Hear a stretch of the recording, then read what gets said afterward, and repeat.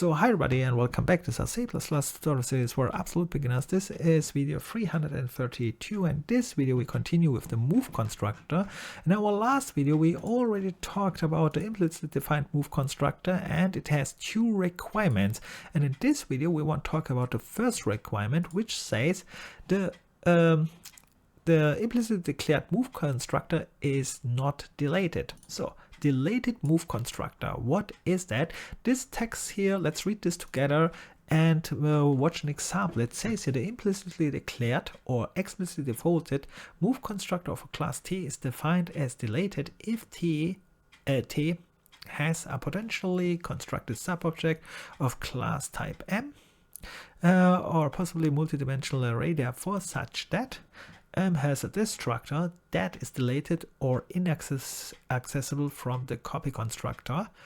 Let's stop here and try to understand this part. So it says here, first of all, we have a class T. Let's watch an example here down. Yes, I have here a struct. This is my first class T, for example. And this class has here subobjects. Yes, I have here S2 is a subobject, and the subobject has a type, and this type is a class, a struct, or whatever. And we have to check now if we met the first requirement, and the first requirement says here M has a destructor that is deleted or inaccessible from the copy constructor. All right, so which means we have normally to check now the string if it has a deleted destructor, and then if it has, then this one is marked as deleted for the implicitly declared move constructor, because we can see the compiler is declaring here one, but if string has, like I said before, this deleted destructor, it will be not defined.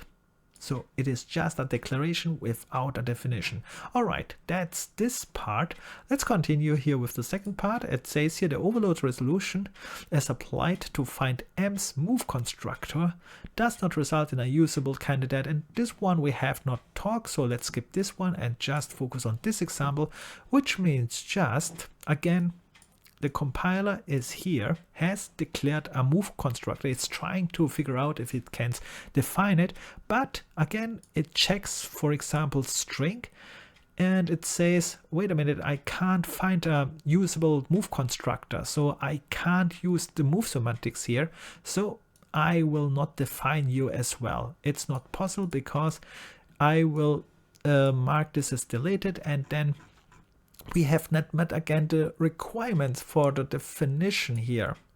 All right, and that was it already for this part. And in the next video we talk about the second requirement, not trivial, and for that we have to talk what is a trivial constructor. All right, with that said, if you have any questions, write in the comment section. See you in the next video. Bye and good luck.